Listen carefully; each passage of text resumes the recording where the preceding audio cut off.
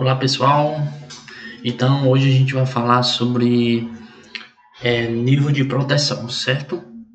Aqui estão os dados, vamos aos objetivos iniciais. Nível de proteção.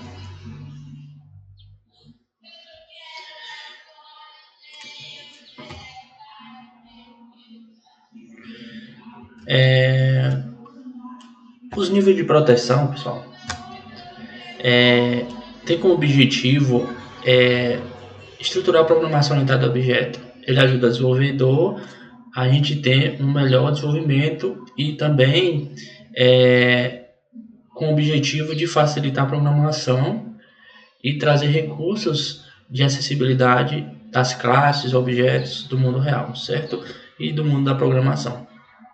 O objetivo do nível de proteção é trazer a proteção a um determinado método, a uma determinada propriedade e variável, certo? Então, a gente vai fazer o conceito aqui e depois a gente vai para a prática. Os níveis de proteção existentes na programação C#, como entre outras, é o operador private, que tem como objetivo só pode ser acessado a partir da classe onde foi declarada. Também tem a public, pode ser acessado a partir de qualquer classe, inclusive fora do assembly onde foi definido. Tem o protected, que só pode ser acessado a partir da classe onde foi declarada e a partir das classes derivadas, inclusive fora do assembly onde foi definido. A gente vai mostrar isso na prática. Tem o interno, que pode ser acessado a partir de qualquer classe, executado fora da assembly onde foi definido também. E o protected interno só pode ser acessado a partir da classe onde foi declarada e a partir das classes derivadas. Então aqui temos níveis de proteção, certo? A partir desses conceitos a gente pode realizar a prática e trazer um melhor detalhe. Então para ilustrar isso aqui, essas descrições que eu argumentei, eu fiz aqui uma ilustração dos níveis de proteção para a gente ter uma visualização melhor, né, do que é feito.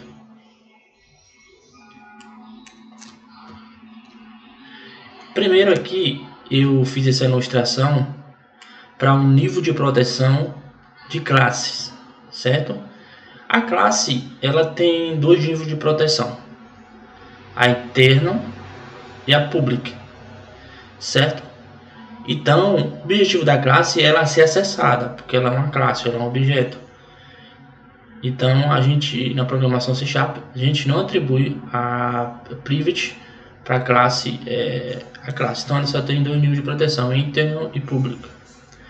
Então, a classe internal ela pode ser acessada. Aqui eu coloquei tipo um farol aqui, um sinal, para sinalizar que o verde ela pode ser acessada. E eu também um xizinho aqui que ela não pode ser acessada. Nesse exemplo, aqui só tem a classe externa acesso. Então aqui a seta está só se referindo aqui na ilustração que ela... Aqui é um exemplo de uma classe externa. E a gente pode acessar essa classe externamente. E essa classe como pública pode ser acessada externamente. Certo?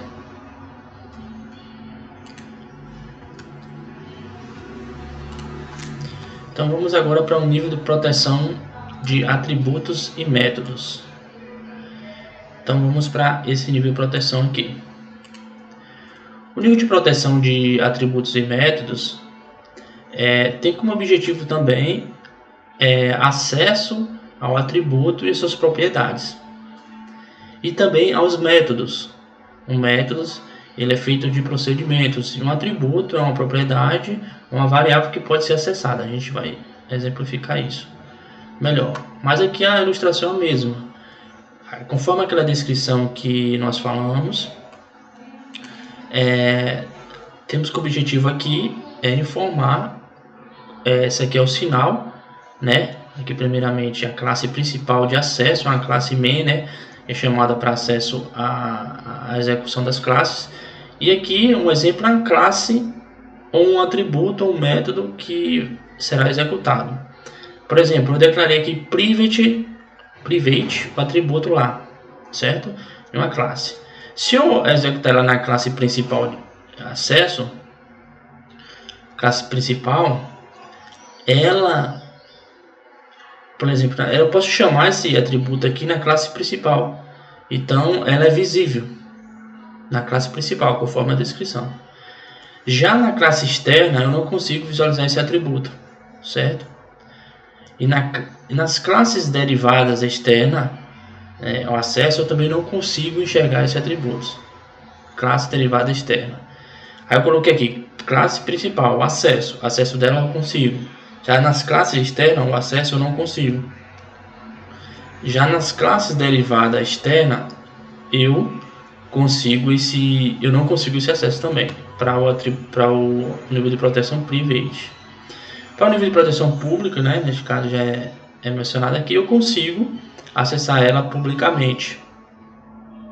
E também nas classes externas e nas classes derivadas externas. O que é classe derivada, para eu explicar? Classe derivada é uma classe que possui herança. Eu vou falar mais sobre herança, certo?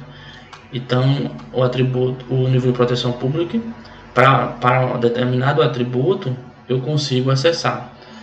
Também vale esse mesmo exemplo aqui, vale também para os métodos. Eu poderia declarar aqui private, acessar menu, private, um método, né, acelerar carro, essas coisas. Então, o nível de proteção vale também. Aqui é só um exemplo, uma exemplificação para a gente ter melhor detalhes, certo?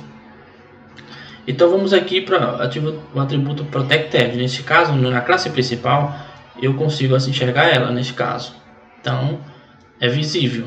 Protected, eu declaro com nível de proteção protected o atributo. Já para a classe externa, o nível de acesso, eu não consigo enxergar esse atributo nas classes externas, certo? Já para a classe derivada ou classe que possui herança, eu consigo enxergar esse atributo. Então, é o nível de proteção conforme as descrições, certo? Lá na nomenclatura, conforme as regras da programação. E o interno atributo eu consigo também enxergar em todas as classes, podemos ver aqui. E o protected interno e atributo eu consigo só enxergar na classe principal e na classe derivada, na classe possui herança. Então a gente vamos ter de exemplo aqui para que a gente possa ter uma noção no momento que a gente for chamar atributos e métodos. No mundo real, na programação, na empresarial, no mundo da robótica, entre outras áreas, é muito utilizado esses níveis de proteção. Então o objetivo do nível de proteção é esse, a gente poder acessar atributos e métodos visivelmente em outras classes. Então aqui é só uma sinalização aqui de sinal que a gente consegue aqui acessar, só para a gente ter uma visualização. Então vamos praticar, né, esse tipo de proteção, atributos e métodos na prática, para verificar como a gente pode desenvolver isso na prática. Mas isso já é um exemplo para a gente ter uma noção de como é a implementação e os níveis de acessibilidade.